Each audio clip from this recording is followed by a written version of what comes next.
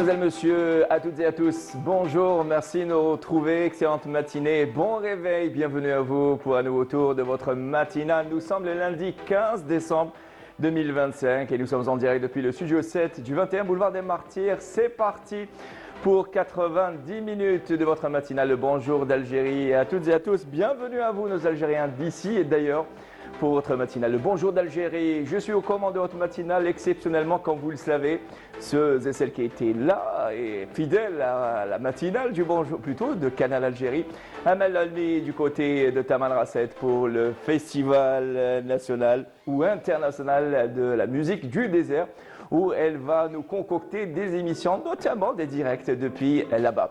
Comme chaque lundi et fidèle au rendez-vous, j'ai nommé Agnès Rir pour la rubrique santé et bien-être. On va parler de nos plats qui contiennent malheureusement des toxines. Comment les éliminer? Des toxines, des pesticides, éléments de réponse avec Agnès Rir qui sera de la partie pour cette matinale de ce lundi 15 décembre.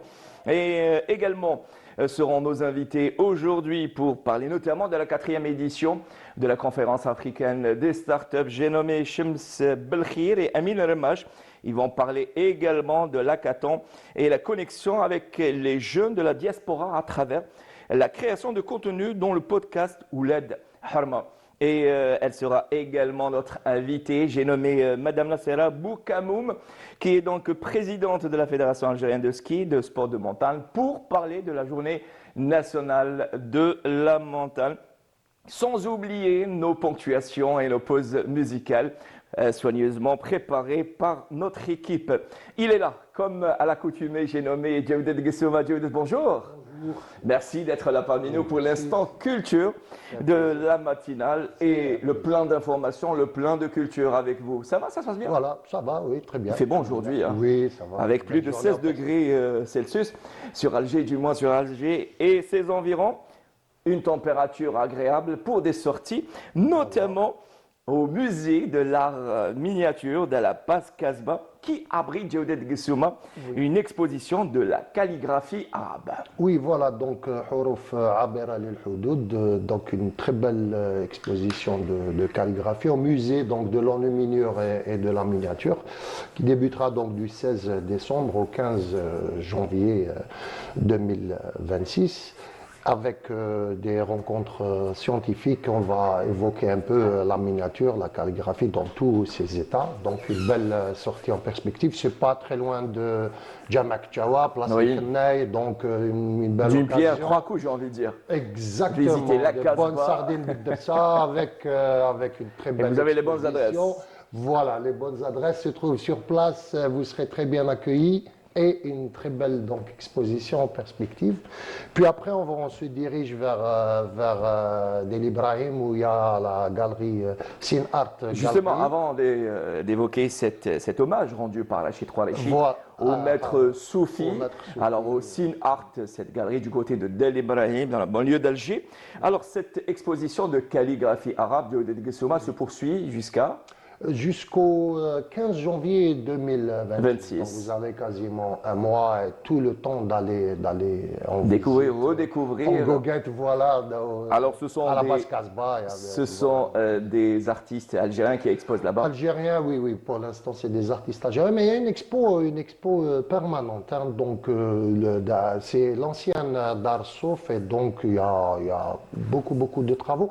Il y a aussi des ateliers pédagogiques destinés donc au tout public, hein, grand public, et adultes. Donc, pour la calligraphie, c'est très intéressant. Cette graphie arabe qui a plusieurs, d'ailleurs, types. Et donc, c'est très intéressant à découvrir. Alors, rendez-vous pris du côté du musée de l'art miniature, l'exposition de la calligraphie arabe qui se poursuit jusqu'au 16 janvier 2026. Voilà. 16 janvier. 15 janvier 2026. On va passer d'une année à une autre allègrement. La transition artistique. Voilà. Et maintenant, on peut se déplacer à Del Ibrahim après la Casbah, la Basse Casbah, du côté de la galerie Sin Art. Et Rachid Rouarachi qui rend hommage au maître Soufi. Oui. Donc il a une exposition, c'est très particulier comme forme d'art, c'est de la lithographie, donc c'est de l'art de l'estampe. Et justement aussi,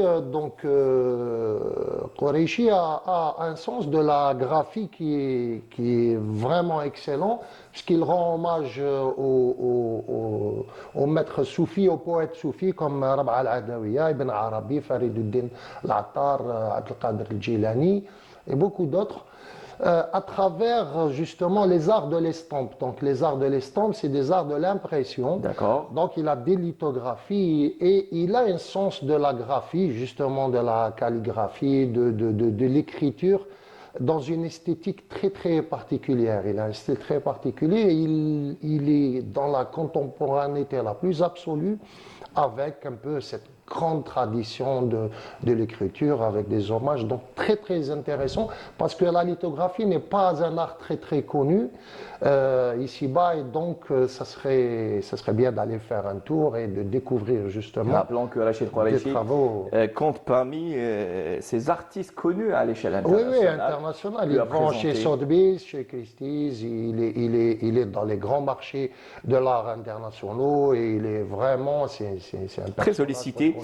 Et rappelons que cette exposition Djawd Ghessouma se poursuit jusqu'au 31 décembre Donc 2025. jusqu'au 31 décembre à Galerie Sénart Galerie à Del Ibrahim, pas très loin du Lol Bina, c'est facile Voilà. à découvrir. Facile à repérer. C'est donc Rachid Qureshi qui rend hommage au maître soufi du côté de la galerie Sin Art Del Ibrahim. Et l'exposition se poursuit jusqu'au 31 décembre 2025 pour terminer l'année en beauté. Voilà. Et sans transition aucune, destination Tunis Cinéma, où se Tunis, tiennent voilà. plutôt Carthage très exactement, Ouais, et non loin de actuellement. la capitale. Donc c'est les JCC ou les journées cinématographiques de Carthage qui ont débuté le 13 décembre dernier, qui se poursuit Voilà. jusqu'au 20. Jusqu'au 20 décembre prochain, donc à Tunis, précisément à Carthage, pour la 36e édition des Journées cinématographiques de Carthage, avec cette année un hommage appuyé à Mohamed El-Khdar Hamina, qui nous a quittés cette année, et donc qui est fondamentalement reconnu comme un grand réalisateur de dimension africaine d'abord et puis de stature universelle, titulaire récipiendaire de la Palme d'Or pour Chronique des années de Brest, qui a été remasterisé, il a été revu et corrigé, donc et numérisé, donc dans les normes actuelles de diffusion. Donc Khdar Hamina il y a un hommage donc appuyé pour lui lors de ces 36e éditions qui se tiendront jusqu'au 20 décembre prochain à Carthage. Donc c'est entre autres rendez-vous incontournable du 7e art. Oui, au parce Maghreb que les journées en Afrique. les journées cinématographiques sont un événement, un rendez-vous très très important du cinéma africain, arabe, voilà, donc et maghrébin aussi. Donc c'est très très important ce rendez-vous qui est d'un professionnalisme hors pair. Hors pair. Et c'est donc l'hommage rendu par les JCC dans leur 36e édition du côté de Carthage. Dans la 36e édition, j'y arrive, le festival ou ces journées cinématographiques qui ont démarré le 13 décembre dernier, qui se poursuit jusqu'au 22 décembre 2025, Djawd Ghessouma. Voilà. Et on reste avec le cinéma et on va parler d'un film qui aura marqué le 7e art algérien, à savoir Tahia Yadidou, qui est un film culte, et pour plusieurs raisons. Quand on le regarde et on le voit avec un nouveau regard, on va voir que ce n'est pas juste une fable fantaisiste, impressionniste, comme ça, très très optimiste. Il y a un regard porté d'une esthétique sans pareil, parce que donc ce film a été diffusé dernièrement lors du Festival international d'Alger du cinéma et avec plusieurs autres films. Mais lui, il reste culte parce qu'il y a un florilège d'images et il y a une esthétique particulière. On a toujours vu ce film avec un regard enjoué, très optimiste et tout. Et finalement, au lieu de faire le film de commande incarnant cette ode à un Alger optimiste qui vient de sortir d'une longue nuit coloniale et avec des réalisations, Mohamed Zinet avait choisi de faire une fable impressionniste comme ça, modérée par la poésie de Momo, qui questionne un peu cette ville d'Alger, Behjati. Il y a aussi une notion d'histoire avec le petit gamin qui court dans les rues, c'est Titi algérien si vous voulez. Et puis, tout d'un coup, le film bascule dans une sorte d'horreur absolue, mais une horreur que Mohamed Zinet a voulu esthétiser, n'a pas voulu parler de torture frontalement. Et Jawdet, il faut dire que... Oui, pardon. Oui, alors Mohamed Zinet devait faire un film promotionnel sur la ville d'Alger. Voilà. Et comment ce film a viré vers cette histoire dramatique, en fait? Parce que Mohamed Zinet a voulu entrer justement dans une fable, comme je disais tout à l'heure, impressionniste, dans laquelle il présente les nouvelles réalisations, cette Algérie nouvelle. D'ailleurs, il y a des images très symboliques d'un pied noir tortionnaire, on le verra après dans le film, qui revient visiter Alger avec sa femme. Sa femme est complètement enjouée, elle se délecte de la cuisine, tout ça. Ils regardent, ils vont visiter. Et on va, si vous permettez, Jawdet, on va suivre des images, un montage d'images, quelques extraits du film, si vous permettez. Voilà, et là, normalement, théoriquement, on va voir le moment de basculement. Il y a une gifle fondatrice, entre guillemets, c'est une scène... On les voit à l'image. Et donc voilà, Mohamed Zinet va choisir des images de Mohamed Issiakhem, qui va dessiner des choses avec Abdelrahman Nasser, qui vont évoquer la torture à travers des œuvres, et non pas comme ça frontalement. Donc il continue à être un esthète, et après ça va se terminer par un immense cri, Tahia al-Jazair, et c'est là où il signale qu'il y a eu donc une lutte. Et ensuite, on sent une image, Jawdet, ces images-là qui sont restées telles une archive. Oui, Jawdet. parce qu'il va décider de dire que toutes ces réalisations viennent après une longue lutte. Une longue lutte du peuple algérien depuis la colonisation. Je veux dire que ça a toujours été... Ça a conduit une partie terrible de l'histoire d'Algérie. Une partie terrible qu'il a aussi choisi de raconter à travers des images d'archives et non pas dans un élan comme ça historique avec des images en noir et blanc. Il a choisi le côté artistique pour rentrer dans des transitions. Ce qui a fait finalement que ce film est devenu culte. Raconte une Algérie qui était en plein, qui a travaillé longuement, qui a lutté pour être indépendante, avec après un retour à des images positives, optimistes. Il revient après ces scènes très très fortes. Il revient à une esthétique plus cinématographique dans laquelle il raconte encore une fois l'Algérie. C'est le génie de Mohamed Zinet. C'est vraiment un génie parce que même la musique, même Michel Portal, c'est un jazzman, c'est connu, donc il a choisi une musique qui est avec des percussions lancinantes. Un autre extrait qu'on va à travers. Et donc voilà, donc ça c'est une image fondatrice. Et d'ailleurs dans l'image, vous voyez un fondu, un zoom arrière avec un fondu en noir. Donc ça nous inscrit directement dans cette esthétique.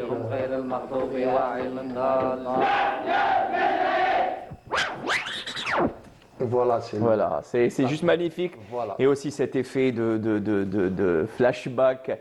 Merci à la régie. Et avant de terminer, c'est donc un petit clin d'œil au 7e art algérien et qui revient en force grâce à une nouvelle génération de cinéastes et de techniciens. L'esthétique est très importante parce qu'elle est porteuse de messages, tout d'une manière allégorique, symbolique. C'est très très intéressant cette notion justement d'esthétique dans le cinéma. Notamment d'ailleurs, on en parlait il y a quelques jours avec Amel sur le théâtre justement.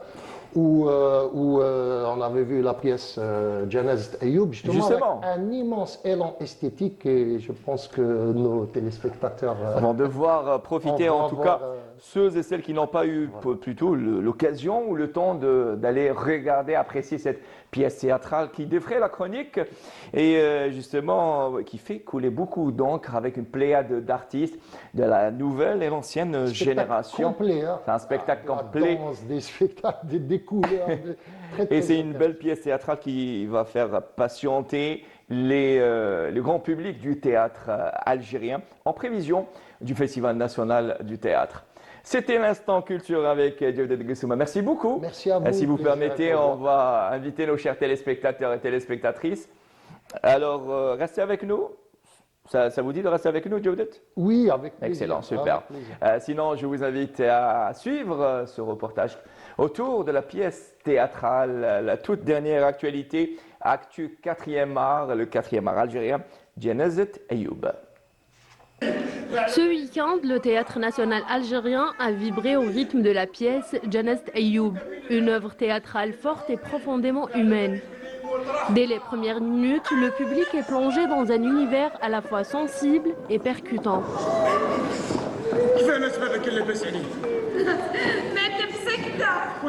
Janazet Ayoub raconte des trajectoires de femmes, des destins croisés, portés par une mise en scène intelligente et un jeu d'acteurs remarquable. Sur scène, les émotions se succèdent avec justesse. On rit, on est touché, parfois même bouleversé.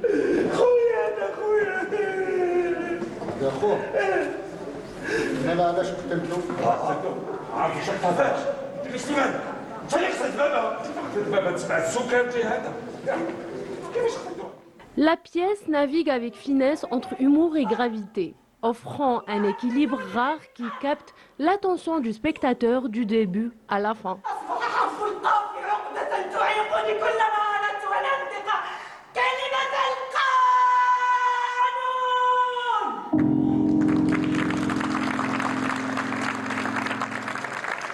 Le texte, finement écrit, aborde des thématiques profondes avec légèreté quand il le faut et avec intensité lorsque l'émotion prend le dessus.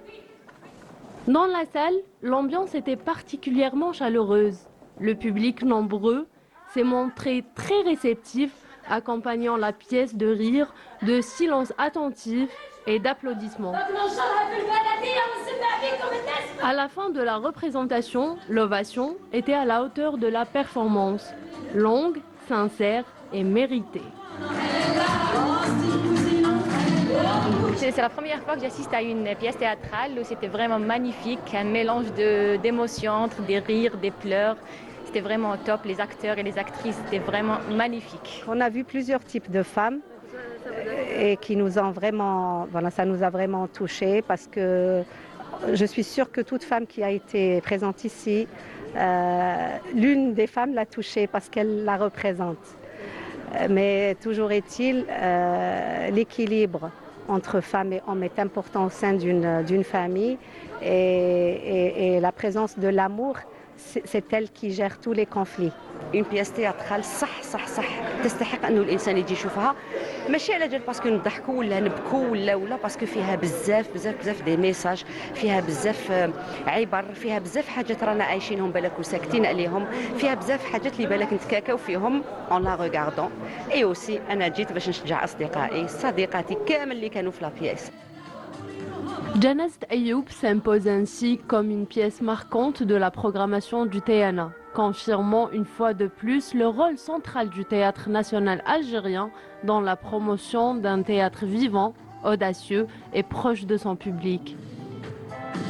Cette production elle est venue pour enrichir la création théâtrale, et pour donner un nouveau souffle aussi à la scène théâtrale algérienne. Nous avons travaillé sur ce spectacle pendant 1 mois et demi, un peu plus même, avec plus d'une vingtaine de comédiennes et comédiens, beaucoup plus des comédiennes venues de partout, différents âges et différentes spécialités, c'est-à-dire des comédiens de télévision, des comédiennes de théâtre, des comédiennes nouvelles aussi peut-être pour la scène.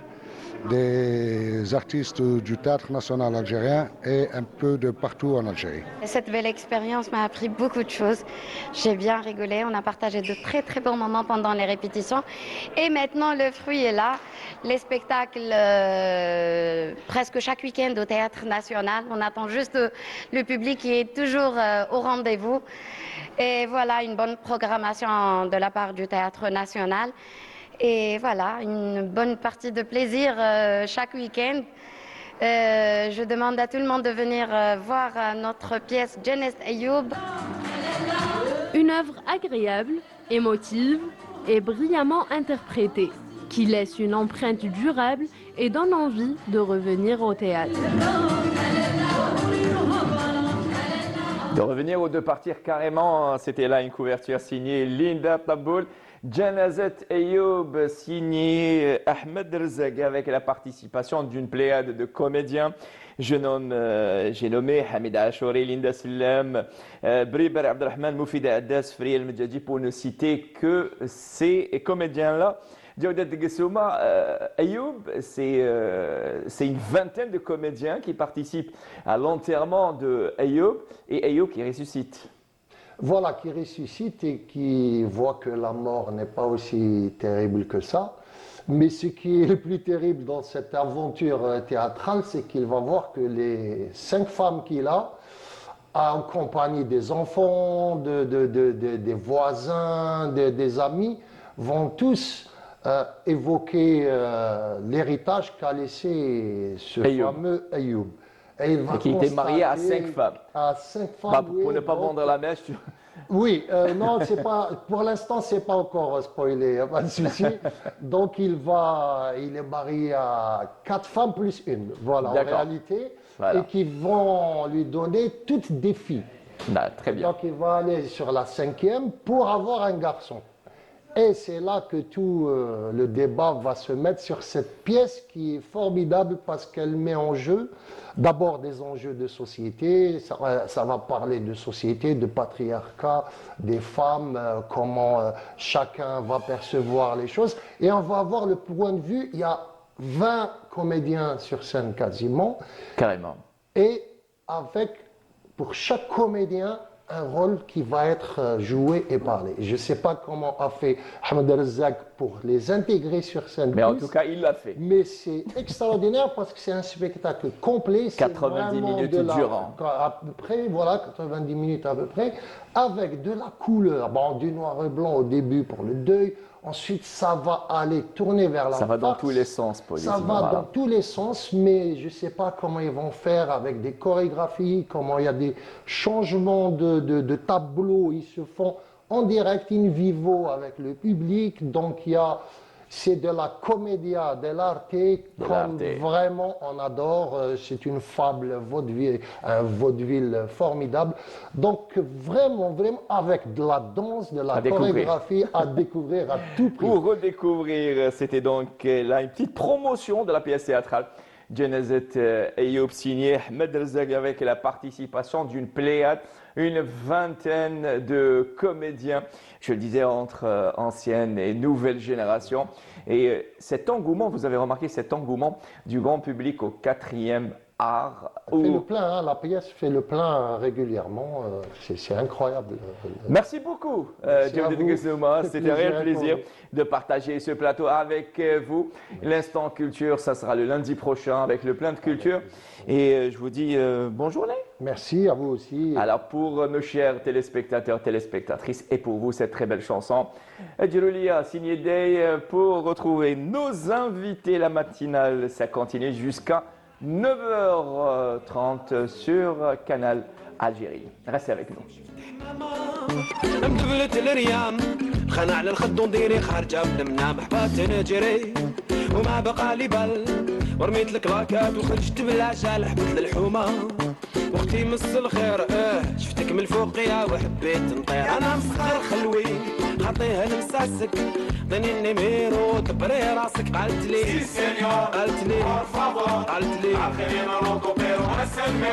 لها محيني انا سبنيول في الحومه وداير حاله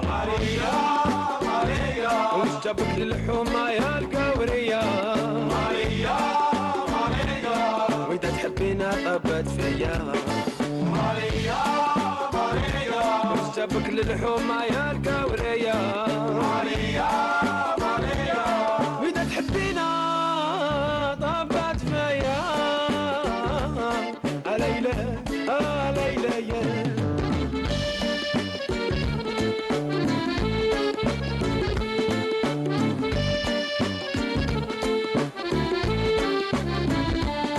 وتحبينا وبديت الفيسبوكي بالامازون وسكايب تما ترينينج وشدك ورطي ودفعت الفيزا غير ادعي لي يا يما لا عزيزه عشيت الطوندي ونستنى في اليامات حبيبي الكونسول عطينا شي اخبارات وجات البريه وانا داير لاسياس تجري يا يما الفيزا جات ليلى ليلى وش جابك للحومة يا القورية وإذا تحبينا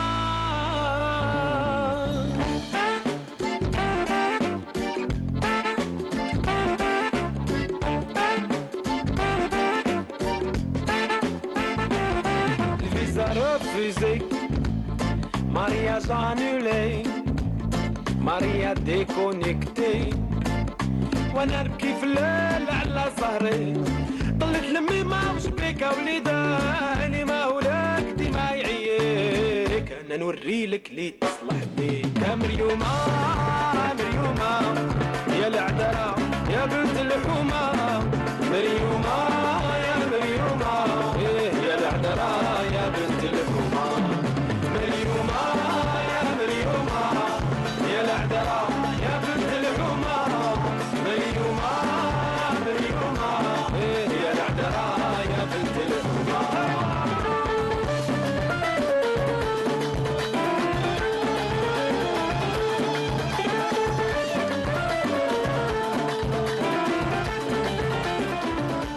Avec ces rythmes entraînants qu'on fait notre retour au studio 7 depuis le 21 boulevard des Martyrs en direct avec vous pour la matinale qui se poursuit jusqu'à 9h30. Marioma ou Maria Shamsi Amin Marioma ou Maria Marioma. Marioma Marioma. En tout cas, ils sont portés dans leur projet sur Maria et pour faire profiter Marioma, je pense que le message est passé. Bienvenue à vous, Amin Ramash. Merci, enchanté. Shams, Belkhair, autant pour moi. Marhaba bikoum.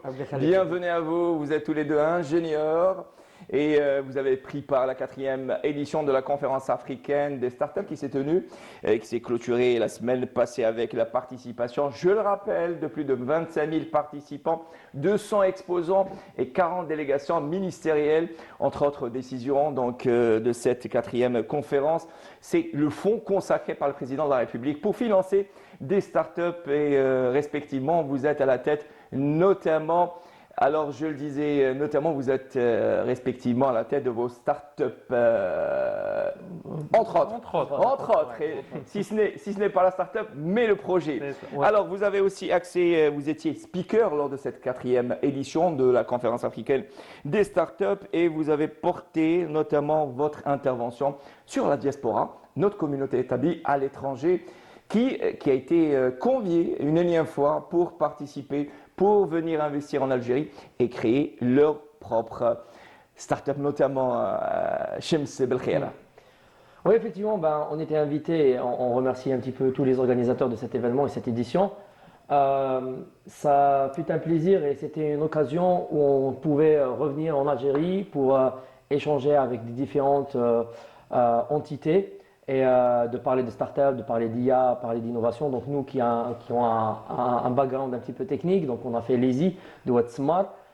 C'était une occasion où on pouvait un petit peu apporter ce qu'on a appris. Donc on était un petit peu partout dans le monde avant qu'on atterrisse en Irlande. Et donc c'était le moment et l'occasion de partager ça avec des startups, etc. Donc l'idée c'était, pour l'instant on n'est pas à la tête des startups là en Algérie. Donc moi j'avais une startup il y a un moment maintenant. Mais ce que je fais actuellement c'est d'accompagner des startups algériennes un petit peu dans leur stratégie de sortir de faire du marketing, d'aller vers d'autres marchés, d'étendre un petit peu les services à partir de l'Algérie, mais un petit peu partout en Afrique. Donc effectivement, c'était très Alors enrichissant. vous qui faites partie de cette communauté nationale établie à l'étranger, vous êtes actuellement, vous venez de le dire, installé en Irlande. À votre avis, Amin Almach, vous qui avez pris part à cette conférence, 4e édition de la conférence africaine des startups, quel était l'apport ou quels étaient les points forts de cette conférence? Moi, honnêtement, c'était la première fois que j'assiste à cette African Startup Conference, c'est la 4e édition. Mais j'ai quand même constaté que c'était un grand événement. Donc, je n'ai pas les données pour les autres versions, mais je pense que c'était un succès. Je pense qu'il y avait autant de monde qu'il fallait. Donc ça, c'est le premier point. Ça, c'est fait. Oui, ça, c'est fait. Donc, on a vu aussi plein moi, personnellement, j'ai vu du potentiel dans les Algériens, dans les startups algériennes, parce que d'habitude, on a l'impression, c'est peut-être un stéréotype, que les gens ici, on n'a pas la compétence, on manque la compétence. Mais non, moi, personnellement, j'ai discuté avec des gens qui sont algériens, qui n'ont jamais mis les pieds en dehors de l'Algérie, et qui ont les mêmes compétences que les gens que je travaille avec à l'étranger. Donc ça m'a fait vraiment plaisir de voir ça. Voilà, vous étiez speaker, je le rappelle. Oui. Quels sont les axes principaux sur lesquels vous avez insisté, notamment Alors, dans vos interventions? c'est une très bonne question. Moi, je trouve qu'il y avait deux axes. Donc, il y avait l'axe diaspora. Donc, c'est nous. Qu'est-ce qu'on a fait? Donc, nous, on est nés ici, on a fait nos études ici, on a fait l'école d'informatique, puis on est parti découvrir ce qu'il y a dans le monde. Donc, avec plus de 7 ans, 8 ans d'expérience sur le marché de la data et l'IA, c'était l'occasion de dire, voilà, promouvoir les champions locaux, promouvoir le talent africain, et de dire comment on peut utiliser ce que fait le monde dans le domaine de la data, de l'IA, les domaines un petit peu pointus, qu'on les ramène ici et on fait cet échange. Comme disait Amine, il y a du potentiel, il y a de la compétence ici en interne, il y a de la bonne volonté, donc l'événement l'a bien montré ça, donc il faudrait juste suivre et faire l'effort. Donc maintenant, c'est une question de travail. Ça, c'est le premier axe. Le deuxième axe, c'était un sujet un petit peu plus technique, si on parle un petit peu avec l'intelligence artificielle. Est-ce qu'on va perdre nos boulots? Donc c'est la question qui se pose. Et là, on a essayé Tout le monde appréhende cette IA. Ouais, exactement. Donc on parle comment faire un nouveau produit pour une start-up. Je connais pas mal d'étudiants qui veulent se lancer ou des jeunes entrepreneurs qui veulent se lancer. Donc est-ce que je peux aller vite? Comment je peux aller vite? Et bien, il y a l'IA qui pourrait accélérer ce gap. Avant, on devait faire 2 semaines, 3 semaines de développement pour avoir une première plateforme, pour tester, pour voir un petit peu s'il y a la traction, s'il y a des gens qui aimeraient bien utiliser notre plateforme. Là, avec l'IA, tu peux faire en 48 heures. Moi-même, j'ai testé ça et tu peux aller vers le marché et tu testes rapide, you fail fast et tu as ton produit. Donc, c'était ça les axes. Et puis, il y avait Amine avec son intervention sur les data stacks et l'importance de l'IA, le cloud et tout. Je te laisserai peut-être aborder ça. Et justement, il y a un échange d'expériences, de vos expériences respectives. Amine Almach, comme vous savez, l'Algérie actuellement est portée sur numérisation aussi de toutes les données aussi. Et les autorités n'épargnent aucun effort pour faire cette transition. Le chef de l'État en personne insiste sur cela. Il est vrai qu'il y a le chantier est à ciel ouvert, le chantier est grand, comme vous le savez. Est-ce que vous pensez qu'aujourd'hui, cet événement-là a été aussi un événement ou une occasion, rendez-vous pour concrétiser certaines idées sur le terrain? Parce qu'on a tendance à reprocher à certains événements d'être des événements sur le plan théorique uniquement. Bon, le premier point, c'est que c'est un chantier partout dans le monde. Ça, c'est le premier point. Donc, il faut avoir ce mindset, c'est un développement continu. Donc, ce n'est pas un projet qui a une date de début et une date de fin. Donc, ça sera toujours un truc qui sera toujours en continuité. En mise à jour continue. C'est ça, exactement. Le deuxième point, c'est que je pense que j'ai vu, au moins, il y avait quelques éléments ou quelques acteurs dans l'écosystème qui sont en train de vraiment concrétiser ça. Donc, c'était peut-être la première fois que j'entends parler d'un cloud algérien et c'est un point très important, surtout pour la souveraineté. Donc, maintenant, on parle de données. C'est un truc vraiment important et je salue vraiment les acteurs qui sont en train de concrétiser ça, ce qui est vraiment, qui fait vraiment plaisir. Dont vous faites partie? Pas pour l'instant, ou pas publiquement, ou pas officiellement encore. Mais en tout cas, ça se prépare. Ça. Vous voulez rajouter quelque chose, Lies Shems Bekheli, pardon. Oui, oui. Non, c'est juste qu'effectivement, il y a des vrais champions. Maintenant, on a Voz qui a fait donc, la start-up algérienne qui prend un petit peu d'ampleur. Donc, on travaille étroitement avec eux. Donc, c'est là, comme ça, on contribue au monde des start-up, qui fait un exit de 5 millions de dollars, je crois, ou quelque chose comme ça. C'est énorme, c'est concret, c'est réel. C'est des jeunes que je connais qui font des choses. Et là, on est en train d'aller chercher des potentiels, des gens dans la donnée pour devenir une start-up orientée data. Il y avait des partenariats qui sont faits pendant cet événement. Il y avait un rapprochement entre la diaspora du Canada avec A-Connect aussi, donc une équipe jeune, une start-up jeune aussi. Et donc nous, on est toujours un petit peu autour, on fait du conseil, on est dans le board de quelques start-up ici.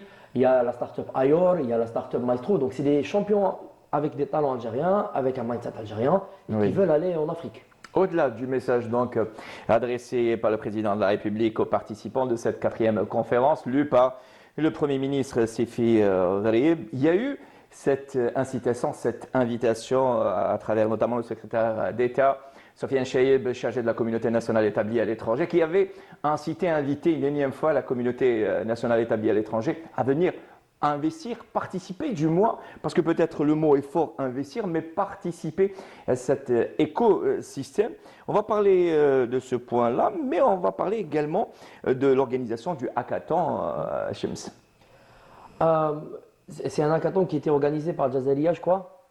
Donc je pense qu'il y a, là aussi c'est le rôle de la diaspora. Donc on est en train de revenir, de participer, et donc chacun fait comme il peut. Donc il y a ceux qui accompagnent des startups, ceux qui lancent des startups, ceux qui font des hackathons. Donc il y avait Jazalia qui ont lancé un hackathon et c'était un succès pour eux. Donc c'est la diaspora du Canada. Donc pour nous, on est la diaspora de l'Irlande. Donc nous, on est venu avec les diasporas des services. Alors Shems, pour le commun des mortels, c'est quoi un hackathon? Alors un hackathon, c'est un événement tout simplement qui se fait sur 3 jours. On est en train de trouver des challenges un peu partout sur un domaine et on donne aux participants la possibilité d'innover. Donc ils vont être logés dans un lieu, ils vont être nourris et ils n'ont qu'à développer la solution. Heureusement, évidemment, en 3 jours sans manger, c'est catastrophique. Mais donc à l'issue des 3 jours, ils doivent présenter un prototype, un proof of concept qui est assez concret, donc avec 1 ou 2 fonctionnalités pour qu'on soit réaliste. Et il y aura potentiellement des gens qui vont assister, des investisseurs, ils vont voir le potentiel. Et par la suite, c'est des solutions qui peuvent être utilisées par des gouvernements, par le secteur privé ou par des labos de recherche, etc. pour aller pousser et qui sont au préalable brevetés. Exactement. Très bien. Évidemment. Et par la suite, on peut aller. Donc, pour un jeune étudiant, il peut faire son hackathon, il va être labellisé startup et il commencera à commercialiser son produit ou bien itérer pour avoir ce produit. Donc, c'est ça la logique d'un hackathon et c'est ce que fait. C'est une composante d'innovation qui est faite un petit peu dans le monde et je pense que chaque année, on essaie d'avoir des hackathons. Donc, nous, on a organisé quelques hackathons depuis 2018, donc environ 3 ou 4. Moi-même, j'ai gagné un hackathon en Arabie Saoudite il y a quelques années aussi. Donc, c'est un levier qui est très pertinent pour surtout les étudiants qui veulent se lancer. Et nous sommes so proud de cette génération d'Algériens parce que vous savez, ils sont le fruit de l'école algérienne, de l'université algérienne qui font les beaux jours, notamment de Google, parce que vous êtes ingénieur en informatique, vous travaillez chez Google en Irlande. Et encore une fois, vous réitérez ce message pour ne pas dénigrer ce que la formation algérienne a fait. Et je pense que vous êtes aujourd'hui, vous avez une prise de conscience et vous êtes intelligent. Si pour certains, dans certaines générations, sont partis, bien au contraire, vous êtes revenus pour faire profiter votre pays, qu'est l'Algérie, de votre expérience. On va parler également de la connexion avec les jeunes de la diaspora et notamment avec le contenu, la création de contenu de podcast de Ouled. Très bien. Ça me rappelle un titre de chanson, Cheb Bilal, si vous regardez. Exactement. Alors, Ouled Harma, oui. Bon, c'était donc l'inspiration. Donc, pour l'anecdote, c'était le nom de notre Wi-Fi. Donc, avant qu'on lance ça, donc on avait nommé notre Wi-Fi comme ça. Donc, quand on cherchait un nom pour le podcast, on a pris n'importe quoi et c'est tombé sur le bon point. Oui, donc, on le fait depuis quand? Depuis 3 ans maintenant. 3 ans maintenant, oui, ouais. donc depuis 3 ans. Donc, nous, le but, la première vidéo, c'était pour aider les jeunes au bac. C'était la période des choix examens pour officiels. le bac. Exactement. Donc, Shems pourra développer, mais lui, il a fait partie de l'orientation du bac après avoir les résultats. Donc, on s'est dit, pourquoi pas essayer d'apporter notre... comme tu as dit tout à l'heure, investir. Donc, souvent, on a l'impression que l'investissement, c'est que de l'argent. Non, investir ton temps... C'est des idées d'abord. Les idées, le temps, mais beaucoup plus le temps. Donc, ton temps personnel, c'est tout ce que tu as le plus précieux. Et l'optimiser c'est ça. au maximum. Donc, quand j'investis mon temps pour aider les autres, donc c'est comme si j'ai investi de l'argent. Donc, c'est la même chose. C'est ma philosophie. Donc, on avait commencé le podcast à 3, donc moi, Shamsuddin et Mehdi, on lui passe le salut. Donc, c'était beaucoup plus pour les jeunes et jusqu'à aujourd'hui, on ramène des gens, des Algériens. C'est 100% des Algériens, des chefs d'entreprise, des chercheurs. Donc, c'est pour essayer de ramener des modèles concrets, pour essayer de réduire la gap entre un jeune Algérien, un jeune étudiant et ses ambitions. Parce que souvent, quand tu es étudiant, tu te dis, par exemple, Shamsuddin ou moi-même, j'imaginais même pas que je serais où je suis aujourd'hui. Si tu me ramènes 5 ans, 6 ans en arrière, ce serait vraiment, tu me dis ça, c'est vraiment quelque chose de... Il fallait croire. Exactement, exactement. Donc on essaye de réduire cette gap parce que souvent on a ce qu'on appelle le syndrome de l'imposteur. Les Algériens, on a de la compétence, on a du potentiel, mais on se dit toujours qu'on n'est pas bon, qu'il nous manque il manque toujours quelque chose parce qu'on est perfectionniste. Donc c'est souvent ce qu'on essaye de faire et on essaye de, comme j'ai dit, de ramener des gens, des modèles réels et pour inspirer les jeunes. Oulad Harma, Shamsuddin Belkhair.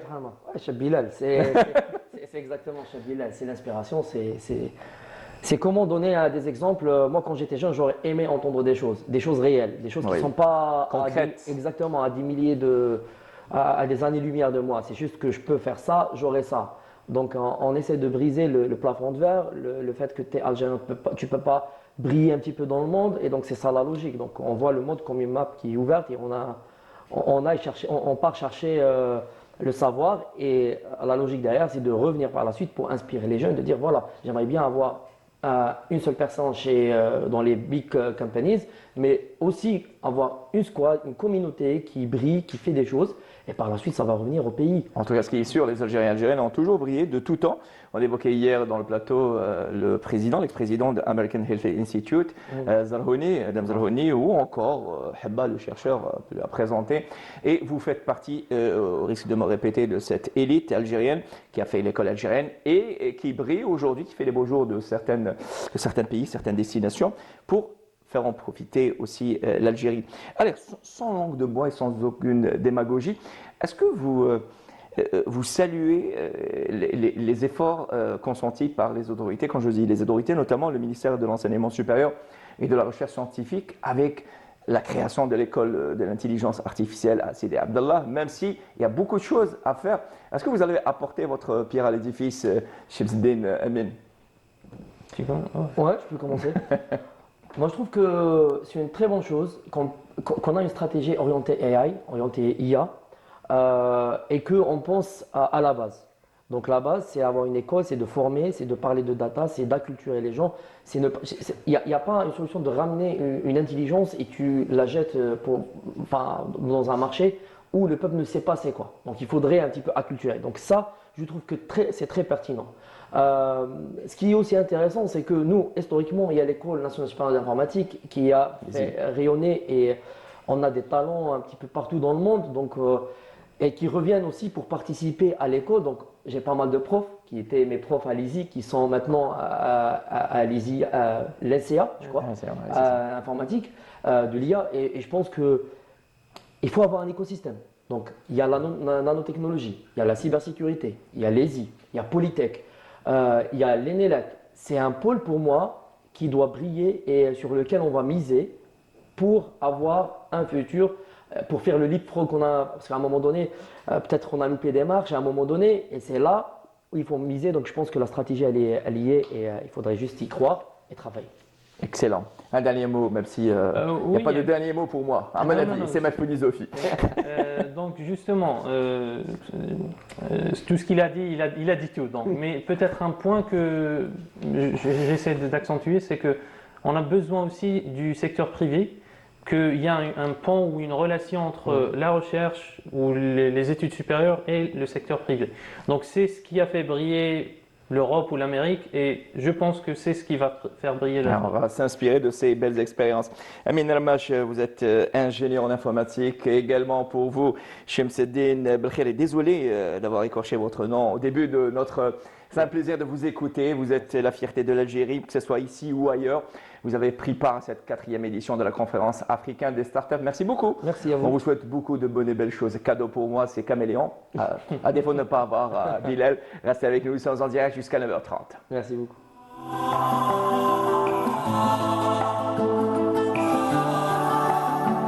وين يمشي زين تمشي ريما تمشي والزين ساكنها دار لابس هزي ولابساتو ديما ومن غير هزي لبسها ما يختار وين يمشي الزين تمشي ريما سكن هزين وبناها لي قصار ساكنها في الشان والهمة ومن غير هزين ما يسكن دار وما فات هزين ولا غت من دونه تفضل مع الزين وتسير وما صار ضويا في اللون كي القمر في لونه حورت العين بينت الجفار في النهار مرسوم شفايف وما حنو بصوت حنين حنان ويقوم الصوت هذا حنين ما حن عليه خلاني حارف حنين كي قار وادروني يا سامعين كي نقول الكلمة اللي ما شاف زينها ما بصفي حياته نهار يا وادروني يا سامعين كي نقول الكلمة اللي ما شاف زينها ما بصفي حياته نهار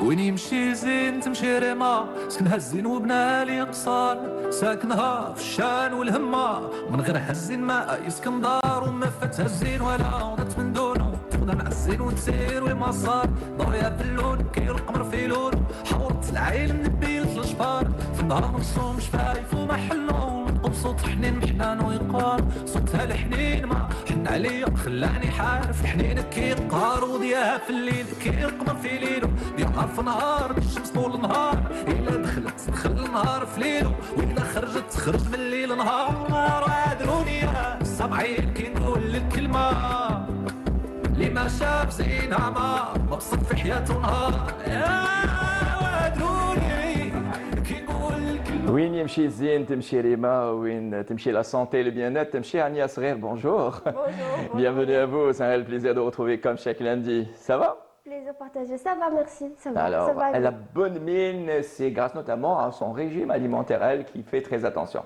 Toujours, C'est un mythe. pas toujours, mais on essaye, on essaye. Elle est là en tout cas, fidèle au poste, Ania Srer, pour santé et bien-être. On va parler comment éliminer notamment des toxines de nos plats juste après ça.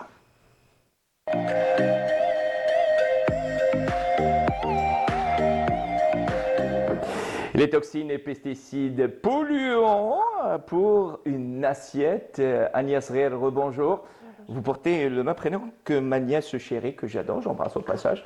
Voilà, on la salue au passage. Non, je me vante de l'avoir prénommée Agnès, voilà, c'est pour cela. Alors, Agnès Srer, on sait qu'aujourd'hui, à l'ère la rapidité de planning un peu désorganisé, c'est un peu compliqué. Très compliqué de trouver du temps pour manger sainement. On sait qu'aujourd'hui, nos plats respectifs sont pleins de toxines et pour certains aliments, les légumes sont pleins de pesticides. Comment éliminer ces toxines-là, ces pesticides, Ania? Voilà, donc comme vous le dites si bien, on est à une époque où c'est très difficile de trouver une alimentation complètement 100% saine. Les polluants sont un petit peu partout, s'ils ne sont pas dans l'assiette, ils sont dans l'air, ils sont dans l'eau, ils sont un petit peu partout, on va dire. Et le but, ce n'est pas d'effrayer les gens, ce n'est pas de stresser, d'être anxieux face à son assiette, mais de se dire que, le simple fait de réduire ces toxines et ces polluants de notre assiette, ça va déjà avoir un effet sur notre santé. Déjà. On peut avoir un impact rien qu'en réduisant, même sans éliminer à 100%, en réduisant ces toxines-là, en ayant les bons réflexes, les bons ustensiles pour cuisiner, la bonne technique de cuisson, faire, comme vous le dites bien laver, nettoyer, c'est la façon de nettoyer, de préparer ces fruits et légumes. Toutes ces choses qu'on va mettre en place, Ces réflexes-là. une fois cumulées, vont avoir un réel impact sur le fait que cette assiette va être meilleure pour notre santé ou même moins nocive pour notre santé. Est-ce que Donc, faire bouillir, Ania Sret, ces légumes, à titre d'exemple, parce que concrètement, nos chers téléspectateurs ont besoin d'avoir des faits concrets, des réflexes concrets, est-ce que le fait est de bouillir ces légumes, ça élimine au moins une partie de toxines, ou plutôt de pesticides, pardon, parce que... Alors, déjà, pour commencer directement dans tout ce qui est cuisson, il ne s'agit pas de choisir un seul mode de cuisson. Il faut varier. Mais on va d'abord, déjà, quand vous éliminez tout ce qui est un peu trop brûlé, tout ce qui est, vous savez, tout ce qui est barbecue classique, horizontal, où il y a les petites gouttelettes de graisse qui vont tomber sur le feu et qui vont ajouter plus de toxines à notre alimentation, vous êtes déjà en train d'éliminer une bonne partie des polluants. Voilà. Donc, déjà éliminer tout ce qui va rajouter du nocif comme des mauvaises graisses, des huiles végétales qui ne sont pas faites pour être cuites. Déjà, si vous faites l'ébullition, c'est très bien. Mais l'ébullition, ce n'est pas pour tous les aliments. Vous risquez d'enlever beaucoup de vitamines. Donc, pour un repas, pour rajouter plus de vitamines, pour préserver les vitamines, Plus de saveur, au les passage. saveurs, il y a aussi la cuisson vapeur. La cuisson vapeur est parfaite pour réduire ces polluants. La cuisson douce est parfaite pour réduire ces polluants. Utiliser des ustensiles qui ne sont pas en téflon pour réduire tous ces Rappelons produits que chimiques. le téflon, c'est cette matière qui couvre certains... Qui fait que les aliments ne collent pas à la casserole ou ne collent pas à la poêle. Mais on va essayer d'aller plus vers de l'inox, par exemple. D'accord. Utiliser des cuillères en bois, utiliser des ustensiles qui ne sont pas faits de... Retour aux ustensiles classiques. Exactement, exactement. Même pour les contenants, essayer d'éliminer tous ces contenants en plastique et les remplacer par des contenants en verre pour éviter les résidus plastiques. On avait déjà fait toute une rubrique, toute une chronique sur les ustensiles, mais là c'est plus général, c'est vraiment pesticides, métaux lourds, résidus plastiques, tout ce qui est ustensiles qu'on utilise au quotidien. C'est sur tous ces fronts qu'il va falloir agir. Donc une cuisson pour répondre et donner des faits plus concrets, une cuisson plus douce, une cuisson à la vapeur qui est favorisée par rapport aux autres types de cuisson. Toujours utiliser des ustensiles en inox qui ne contiennent pas de téflon, des bocaux en verre au lieu des bocaux plastiques. Essayer d'avoir des filtres à eau chez soi pour filtrer l'eau ou éviter en tout cas le plastique chauffé. Voilà, si on peut avoir tout simplement, même si c'est des bouteilles en plastique, mais ne pas prendre celles qui sont exposées au soleil. Voilà, il y a des efforts, vous voyez, qui sont faits par les gens, par vous et moi au quotidien. Les consommateurs ont un impact. Vous savez, quand la personne exige plus d'aliments bio dans les supermarchés, etc., il y en aura forcément. Mais on va aussi encourager toutes les personnes qui vont mettre des réglementations pour qu'il y ait moins de pesticides. Vous voyez, dans l'agriculture, on va encourager ces actions-là pour qu'il y ait moins de pesticides, que les aliments, que les fruits et légumes soient bio, pour qu'il y ait plus d'accès. Je préfère réduire, pour les personnes qui parlent de budget, je préfère manger moins et mieux que de garder... pas te rassasier, Ania. Non, mais le jeûne fait partie de la détox, vous voyez, donc c'est pas grave. Vous savez, améliorer même ses finances fait partie de la prise en charge de son alimentation. Car il faut investir dans ce qu'on mange et c'est mieux de mettre de l'argent dans une alimentation qui est de meilleure qualité que de le mettre dans des médicaments, je pense que prévenir, ça reste quand même meilleur que guérir. En tout cas, sans les supplier, nos budgets font des régimes à la fin du mois. Il y a aussi une façon de se détoxifier, mais très loin de tout ce qui est fausses promesses. Vous voyez, des promesses pour se détoxifier rapidement. C'est vraiment au long cours de rajouter toujours à son alimentation des fibres, des légumes, des fruits, car les fibres nous aident à éliminer, aident notre corps pour rassurer encore une fois, pour ne pas alarmer. Il y a partout des polluants, on va pas stresser les gens plus que ça. Le corps est une véritable, rappelons-le, machine de guérison. Il s'auto-détoxifie tout seul par des organes spécifiques tels que le foie, le rein, le côlon. Et nous, avec une alimentation qui est diversifiée, avec des fibres, des bonnes fibres, on va aider le corps à mieux s'auto-nettoyer avec des infusions. On va apporter ça. Tout ça va nous aider à mieux détoxifier notre corps, à dépolluer notre corps. Déjà, après avoir réduit ces polluants dans l'assiette, on va les réduire, on va les éliminer du corps avec du sport, de l'activité physique, transpirer, ça va nous aider à éliminer des toxines. Donc tout ça va participer au fait qu'on réduise ces polluants de notre corps. Laver bien sûr les légumes parce qu'on n'est pas toujours sûr. À opter pour le jeûne intermittent, Ania. Oui, bien sûr, le jeûne, qu'il soit intermittent ou le jeûne classique, aide le corps à se nettoyer, aide le corps à s'auto-réparer. On lui laisse de l'énergie pour se concentrer sur ce qui est auto-réparation et élimination des déchets. Quand il est surchargé, quand on ne fait pas de jeûne, quand on mange trop gras, trop sucré, trop d'alimentation industrielle, des légumes mal lavés comme vous le dites, quand on s'alimente de façon qui n'est pas saine, le corps est surchargé. Du coup, faire des périodes de jeûne fait complètement partie du processus de détoxification et de réduction de ces polluants de notre assiette, comme le lavage des légumes, le fait de les éplucher, les laver à l'eau tiède. Entre parenthèses, je rentre dans ce sujet pour ne pas oublier, à l'eau tiède, avec du vinaigre blanc ou avec du bicarbonate. Ça reste très utile pour réduire toutes les toxines ces mauvaises du corps. Il est recommandé, docteur Ania Sriel, que je rappelle vous êtes médecin et spécialisé en nutrithérapie. Alors il est il est recommandé de commencer la journée avec 3 verres d'eau tiède et ça participe ou ça encourage et ça aide le corps à éliminer plus facilement les toxines. Vous savez, ça dépend de ce que vous cherchez. En nutrition, selon ce que vous cherchez. Certains vont commencer avec un grand verre, 3 c'est un peu trop quand même, pas d'un coup on va dire, on va essayer de s'hydrater tout au long de la journée plus lentement, mais si c'est un grand verre d'eau, l'équivalent de 2 petits verres d'eau on va dire, un grand verre d'eau c'est déjà suffisant, à distance du premier repas, environ 10 minutes du premier repas pour que ça ait un véritable effet. Mais effectivement, ça a un très bon effet de commencer par une bonne hydratation dès le matin.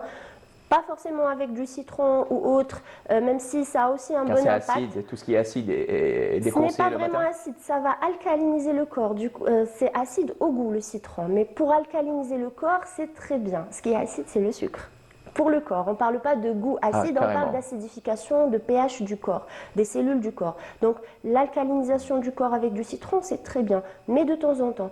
Mais pour nettoyer le corps, pour lui permettre de bien s'hydrater et d'être au repos avant de s'alimenter, juste un verre d'eau le matin, c'est déjà très bien. Ne pas commencer avec le café, s'il vous plaît. Commencez par manger quelque chose de bien protéiné. Alors je devrais m'y mettre carrément, parce que là je commence la journée avec un café noir.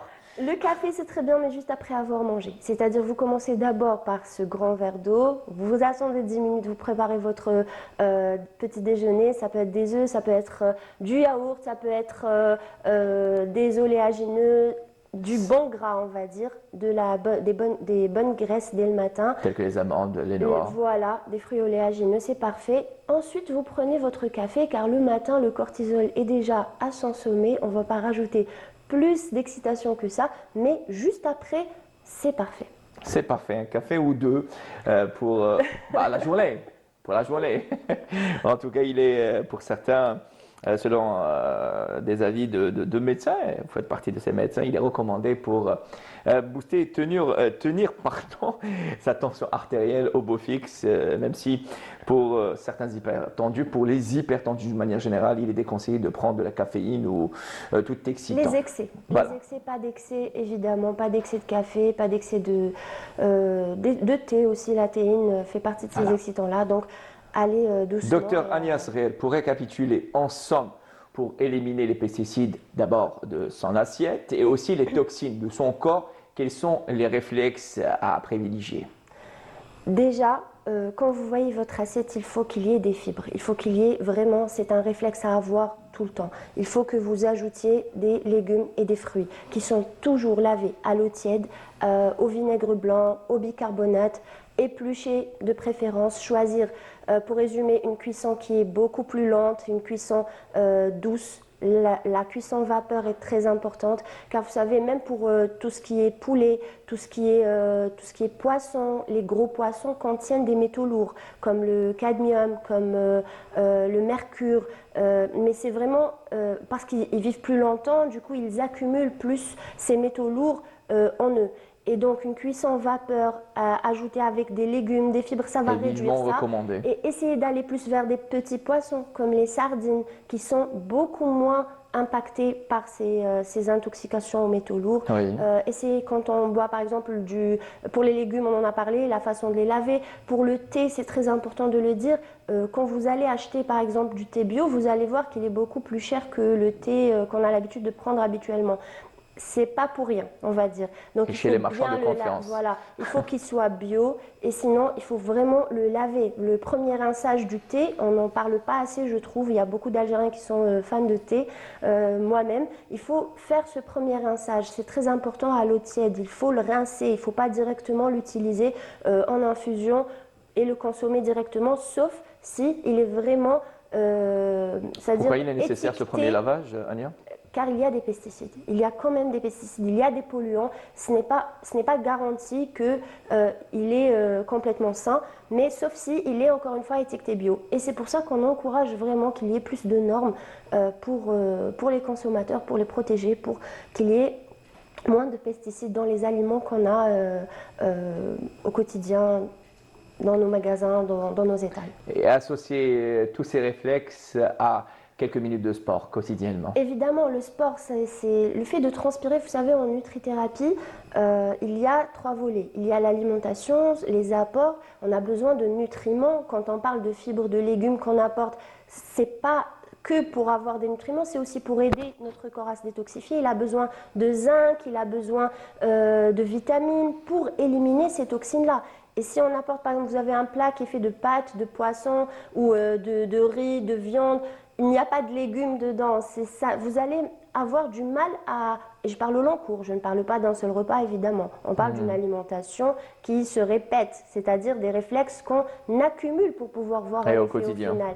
Voilà, donc essayez d'apporter ces fibres, essayez d'apporter plus de légumes, plus de fruits, bio de préférence évidemment, sans pesticides ou bien très bien nettoyés, très bien cuits aussi pour préserver d'un côté les vitamines, tout en éliminant à côté ces polluants-là et avec les meilleurs ustensiles, de l'inox, des cuillères en bois, comme je l'ai dit, pour quand il s'agit de touiller ou de préparer, les bocaux en verre. Vous savez, chaque éviter geste... les cuillères en silicone pour certains aussi. Peut-être c'est possible pour préparer, mais pas quand c'est chauffé. Vous voyez, quand par exemple vous faites un cake ou c'est pas chauffé, il n'y a pas de souci.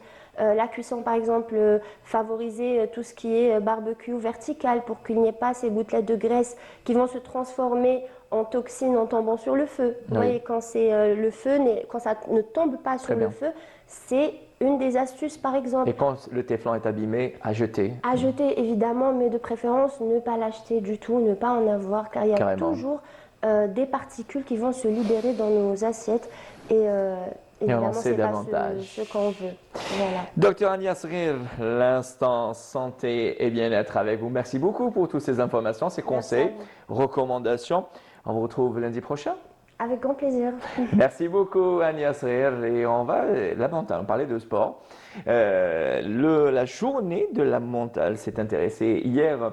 Friel Hamdi a été du côté de Tiglijda pour nous parler du festival de la montagne, du sport et aussi de la sensibilisation environnementale. Aujourd'hui, elle nous parle de la journée de la montagne pour retrouver Madame Nassera Boukamoum qui est présidente de la Fédération algérienne de ski et de sport de montagne. Nous sommes en direct jusqu'à 9h30. Restez avec nous.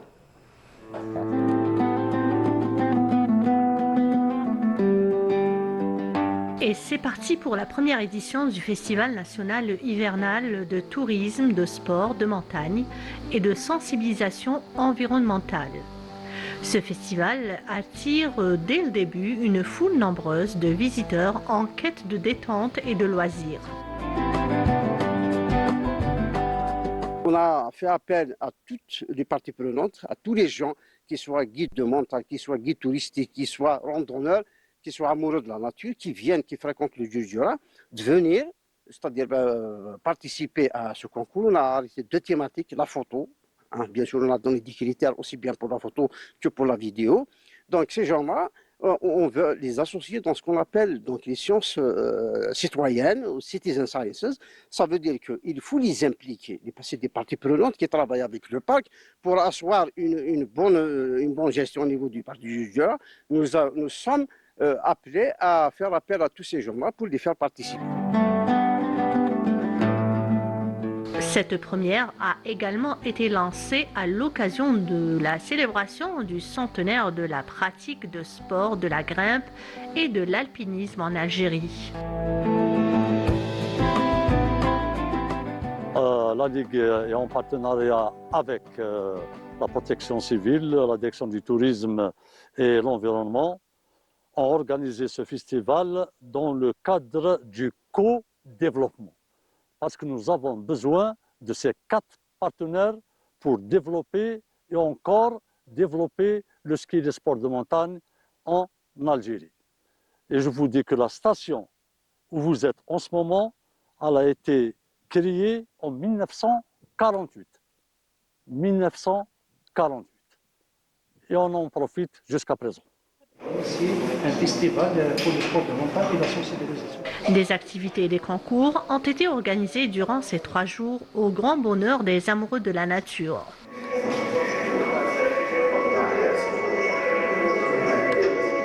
L'endroit il est magnifique. Tigjda, donc c'est une station de ski très très connue en Algérie.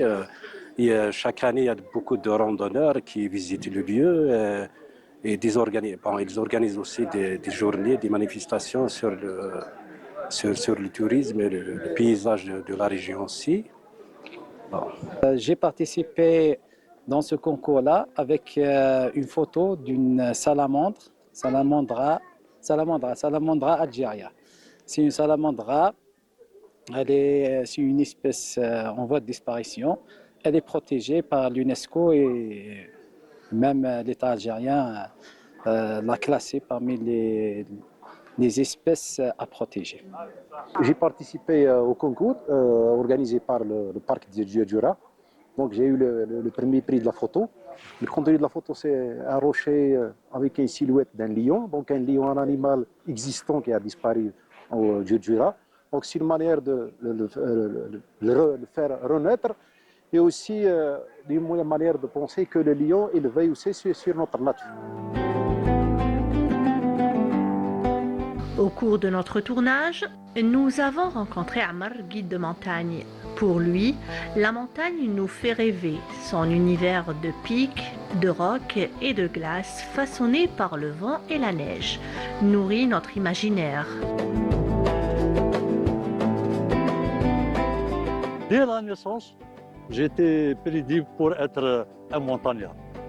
Et Kadouche a suivi cette providence et cette prédiction naturelle. Donc je suis arrivé au Djurdjura, notamment à Tigjda en 1969. Je vous raconte comment je suis arrivé. Je suis arrivé parce que j'étais dans le temps bon élève,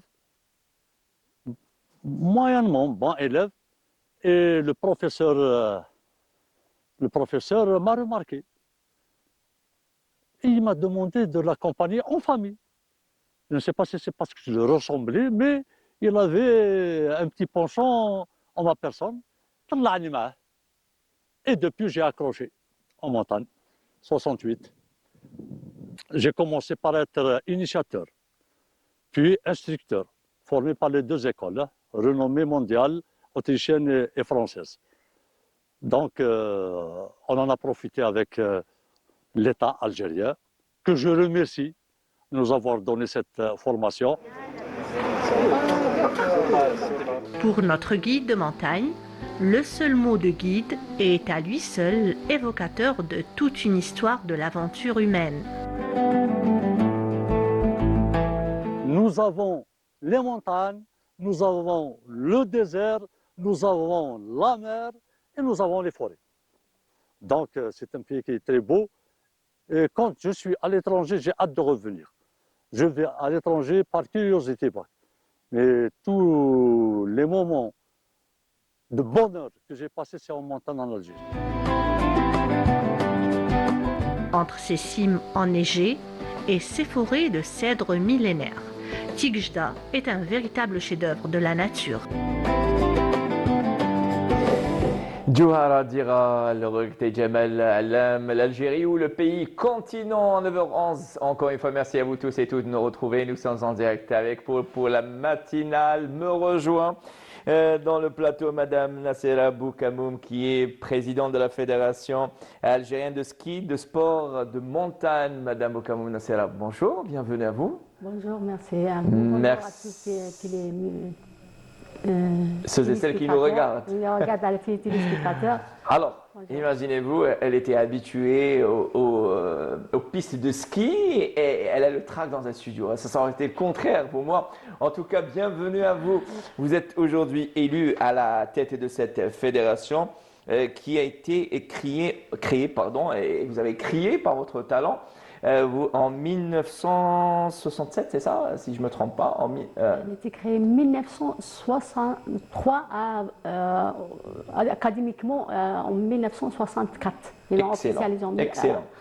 Académiquement 64. Cette fédération, donc, et on vient de suivre, Madame Boukamoum, un reportage signé Feri El Hamdi, qu'on a pu apprécier et regarder hier à l'occasion du festival hivernal national du tourisme de montagne et aussi de la sensibilisation environnementale. Je ne sais pas si vous connaissez Amar. Oui. Amar Kadou, c'était initiateur. Il était avec mon père. Ils étaient la même promo avec mon père. Excellent. Ski et escalade. Vous avez skié à partir de l'année 77, 77, oui. Alors, qu'est-ce qu'elle devient cette fédération aujourd'hui? Même si certains nous disent qu'on ne peut pas skier, tout en sachant qu'auparavant et dans le temps, en Algérie, il y avait 3 stations, à savoir celle de Tadarilef, Sheria et Tigejda. C'est vrai, c'est pas suffisant par rapport à. On a plusieurs montagnes, mais une chaîne de montagneuses en Algérie importante. 3 stations, c'était pas suffisant. Mais après la décennie noire, se sont dégradés plus. Parce que les remontées sont plus opérationnelles. Et encore actuellement, ce manque de neige c'est dû à au phénomène climatique effet de serre. Sinon, la pratique du ski, ça peut fonctionner. Mais oui. Moi, je suis née à Tigejda. Quand j'étais petite, la chance. Je joue uniquement avec de la neige. Il n'y a pas un autre espace où jouer, la neige seulement. La neige seulement. Et on sait pertinemment que le climat, de manière générale, est influencé par ces changements climatiques, moins de neige, moins de pluie, et pour ne citer que ces phénomènes-là, le chamboulement de ces phénomènes climatiques. Alors, Madame Nassera Boukamoum, vous êtes, je rappelle, présidente de cette fédération algérienne de ski et de sport de montagne. On sait qu'il y a beaucoup d'engouement de la part du grand public pour le sport de montagne et sur lequel vous insistez, il faut être un travail formidable. Oui, c'est vrai. Actuellement, c'est tout le monde qui va vers la montagne. C'est un lieu, c'est un refuge pour. Les Algériens redécouvrent la montagne. Pour la montagne, pour se distraire et avec le phénomène de stress. C'est tout le monde qui est la semaine stressée. Donc le week-end, il va directement à la montagne. La montagne, comme j'ai dit toujours, on est être humain, on a toujours la tendance à revenir à la terre. Ça, c'est naturel, c'est notre nature. Voilà, notre matière nous exige on revient toujours à la terre. Une fois que tu es en montagne, tu oublies tout, tu raisonnes correctement, tu oublies le stress, tu oublies les conflits, tu oublies tout. D'accord. Donc tu es régénéré après une visite en montagne. Alors, concrètement, votre fédération, qu'est-ce qu'elle fait pour encourager ce sport de montagne? Oui, les sports pour la fédération, puisqu'on a 3 disciplines, donc le ski, escalade et randonnée. Pour le ski, il y a un problème de manque de neige, ça c'est sûr. Moi, j'ai tendance à même dans les pays européens, tous les pays où il y a un manque de neige, il y a des stations qui sont fermées. Et, actuellement, ils sont partis à un autre investissement sur un ski interne, un ski indoor. Ça veut dire, Autrement dit? C'est un ski, un tapis simulateur dans une salle. Tu fais du ski dans un tapis simulateur avec qui tourne, ça n'a pas la même sensation, même si. C'est la même. Non, ça veut dire, je parle de technique. Oui, techniquement. Même parce que on lance la saison hivernale, il faut pratiquer le sport interne. Dans une salle, tu pratiques le ski indoor. C'est une technique, une nouvelle technique. C'est un rapproche à. C'est une solution, voilà, c'est une solution pour les athlètes pour être toujours toujours en contact avec. Entraînement et tout, toujours il est en activité. On revient à la journée mondiale de la montagne, célébrée le 11 décembre de chaque année. Qu'est-ce que vous avez organisé pour célébrer cette journée, Madame Bokamoum? Cette année, c'est la Ligue de Bouira qui a organisé ça en partenariat avec le Parc national de Djurdjura. Parce que le parc, il faut inclure le parc parce que notre sport il est pratiqué dans un milieu qui appartient au parc. Très bien. Notre espace de pratique, c'est la nature. Donc, et avec le parc national et le tourisme et la DGS de Bouira, la direction de la jeunesse et des sports. La jeunesse et des sports, ouais, c'est voilà. Ouais. Et Madame Louali. Elle a fait le.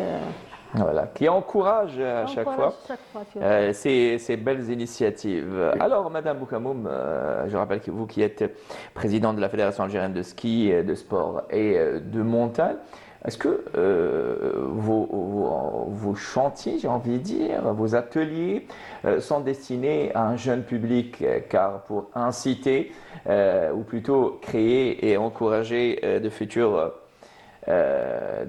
sportifs, de la montagne. Est-ce que les enfants, ou plutôt ces adultes, ramènent avec eux leurs enfants, leurs progénitures, pour pouvoir assurer cette relève? Oui, bien sûr. En général, si un papa il fait le ski, automatiquement le fils il fait le ski. C'est automatique. Seulement, je vais vous dire que moi je suis présidente, ça fait à peine, j'ai pas encore une année. Très bien. Je suis présidente, j'ai pas encore fait le nécessaire pour ce sport. Donc, en général, c'est les clubs qui font ça. C'est au niveau des wilayas, des ligues qu'il faut bouger, c'est les clubs qui font ça. La fédération, elle est là pour chapeauter, pour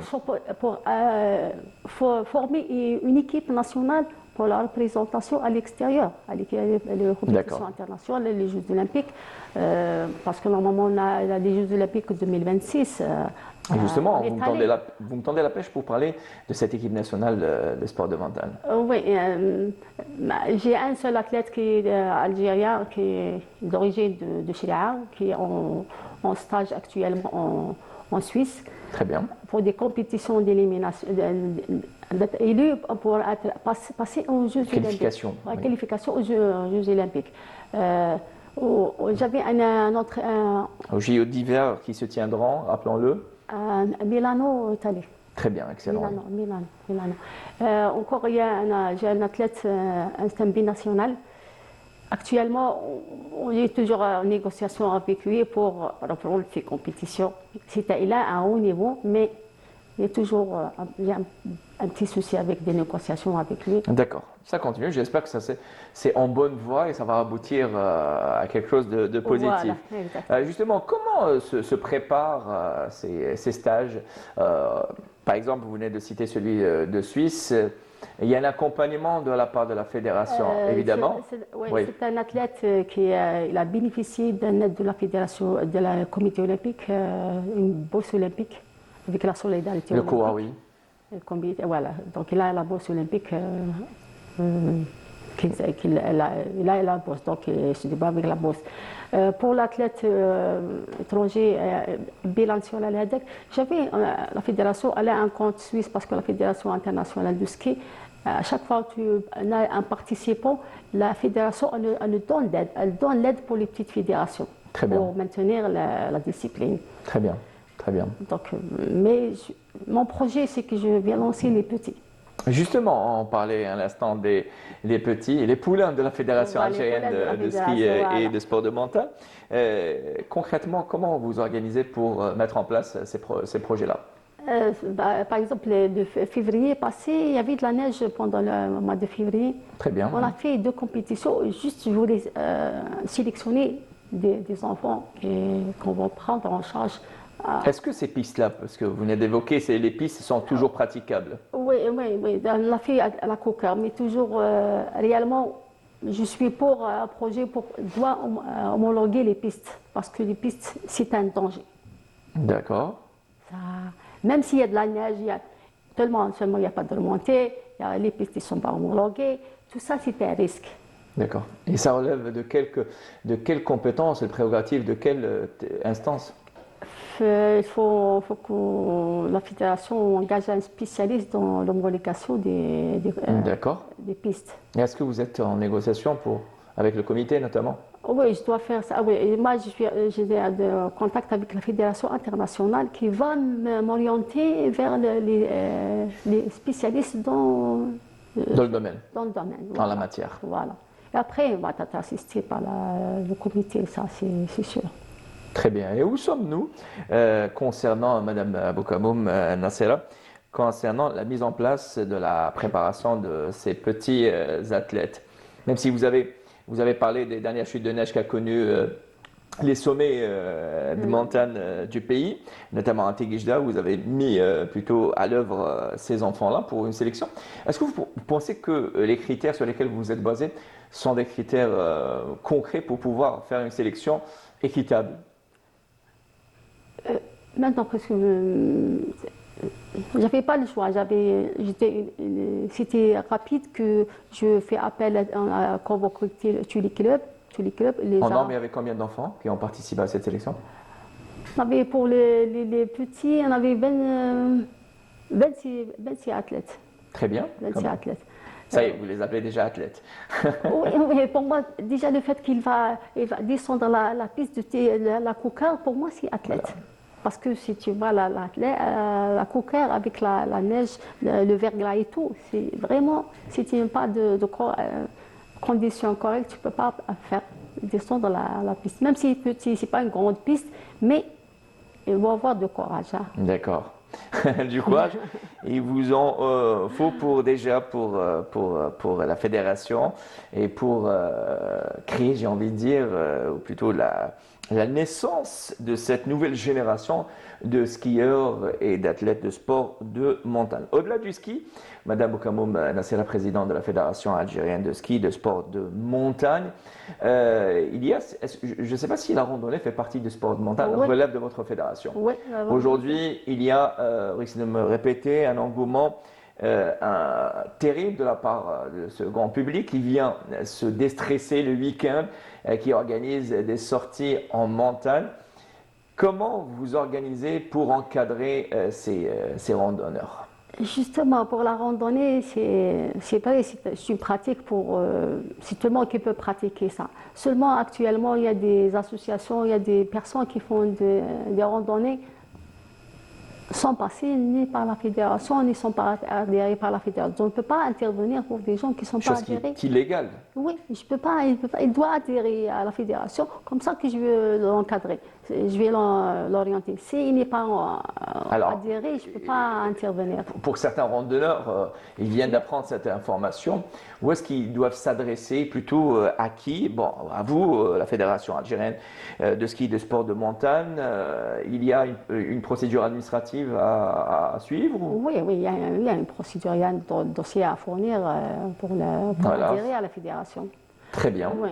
Je prévois, par rapport au sport de montagne à l'étranger, si tu adhères à une fédération internationale de sport de montagne, automatiquement, il y a une assurance automatique.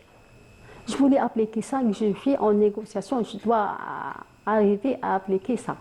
Je dois avoir avec la tutelle, c'est le ministère du sport, pour ça. Parce que c'est une astuce pour attirer les clubs qui sont, les gens qui pratiquent du sport de montagne comme ça, librement, c'est pas ça. Très bien. Parce que même dernièrement, même quand il y a des problèmes en montagne, si il est encadré, on ne peut pas envoyer une personne, il faut être encadré, qui est la personne quel véhicule. Même les autorisations actuellement, Mabouira, par exemple, dernièrement j'ai discuté avec la DGS. Et pour monter à Tigida, il faut qu'ils vont fermer toutes les. Quand il va y avoir une tempête de neige, ils vont fermer toutes les routes. Donc il faut avoir une autorisation. En février, j'ai fait une demande à Wali pour autoriser tous les clubs à monter à Tigida pour pratiquer le ski. Parce que c'est une exigence, parce qu'il y a des gens qui sont perdus, qui ont fait des chutes en montagne. Et après, c'est les pompiers. Une sorte de fiche signalétique pour signaler ces randonneurs en cas d'accident. Et je sais que ces sports de montagne connaissent des accidents fréquemment, malheureusement. Telle personne, la liste de personnes qui l'encadrent, quel nombre, tu sais, ils sont partis à 8 h et à 4 h, ils doivent rentrer. D'accord. Limité par un horaire bien précis. Voilà. Justement, la DGS du Bouira, le Wali et le Wilaya du Bouira m'ont limité partir à 8 h et rentrer à 16 h. D'accord. Voilà. Par mesure de sécurité. Par mesure de sécurité. Par mesure de sécurité, ouais. Madame Nassera Boukamoum, qu'est-ce que l'on peut souhaiter à votre fédération? Quels sont les projets à l'horizon au-delà de cette sélection de petits des poulains du ski algérien, des futurs champions, pourquoi pas? Oui, c'est sûr. Je programme normalement pour l'avenir d'ici février, ils vont faire un stage soit en Italie ou en Suisse. Et ils vont être payés en charge par la Fédération internationale du ski. Très bien. Alors, sinon des événements en prévision, et on est à peine une semaine, même pas 5 jours, du coup d'envoi de cette saison hivernale. Oui, c'est vraiment un phénomène. On ne peut pas. Je suis vraiment bloquée actuellement. Normalement, avant, en décembre, déjà on a 1,5 mètre de neige à Tigida. Sans problème. Mais en tout cas, soyons optimistes. Maintenant, on a 0,5 on est tributaire du climat et j'espère qu'il en aura. Ouais. Merci beaucoup, Madame Nassera Boukamoum. Je rappelle que vous êtes présidente de la Fédération algérienne de ski et de sport de montagne. Vous étiez notre invitée aujourd'hui. Merci à vous. Merci et à très vite. Merci. Voilà, nous arrivons à la fin de votre matinale pour ce lundi 15 décembre. Un grand merci à toutes. Restez avec nous, Madame Boukamoum. Merci à toute l'équipe technique et à la réalisation Emel Belbatouche, à la préparation Yazid et Mahidine.